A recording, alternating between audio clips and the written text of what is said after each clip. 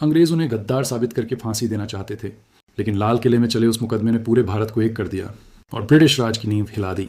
हमें अक्सर पढ़ाया जाता है कि भारत को आज़ादी अहिंसा और आंदोलनों से मिली, लेकिन तत्कालीन ब्रिटिश प्रधानमंत्री क्लीमेंट एटली ने खुद माना था कि अंग्रेज़ों के भारत छोड़ने की सबसे बड़ी वजह नेताजी सुभाष चंद्र बोस और उनकी आज़ाद हिंद फौज आईएनए थी।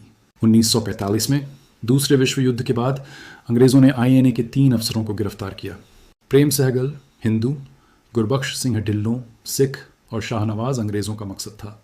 इन तीनों पर देशद्रोह का मुकदमा चलाना और उन्हें फांसी देना ताकि भारत के लोगों और सेना में डर बैठ जाए। उन्होंने जानबूझकर दिल्ली के लाल किले को मुकदमे के लिए चुना, क्योंकि यह मुगलों की सत्ता का प्रतीक था। लेकिन अंग्रेज़ों का यह दांव उल्टा पड़ गया। इन तीनों अफसरों के अलग अलग धर्मों ने पूरे भारत को एक सूत्र में बांध दिया। देश भर में नारे लगने लगे। लाल किले से आई आवाज़, सहगल ढिल्लों शाहनवाज, कांग्रेस और मुस्लिम लीग, जो हमेशा एक दूसरे के खिलाफ रहते थे, इस मुद्दे पर एक हो गए। जवाहरलाल नेहरू, भूला भाई देसाई और तेज बहादुर सप्रू ने वकीलों का कोट पहनकर इनका केस लड़ा। हालात इतने बिगड़ गए कि ब्रिटिश इंडियन आर्मी और रॉयल इंडियन नेवी में भी बगावत शुरू हो गई।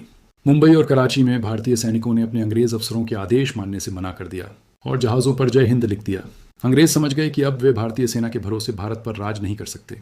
जिस सेना के दम पर वे 200 साल से टिके थे, अब वही सेना उनके खिलाफ हो गई थी। डर के मारे अंग्रेज़ों ने तीनों अफसरों को रिहा कर दिया। ये मुकदमा भारत की आज़ादी के ताबूत में आखिरी कील साबित हुआ और अंग्रेज़ों को अपना बोरिया बिस्तर बांधना पड़ा।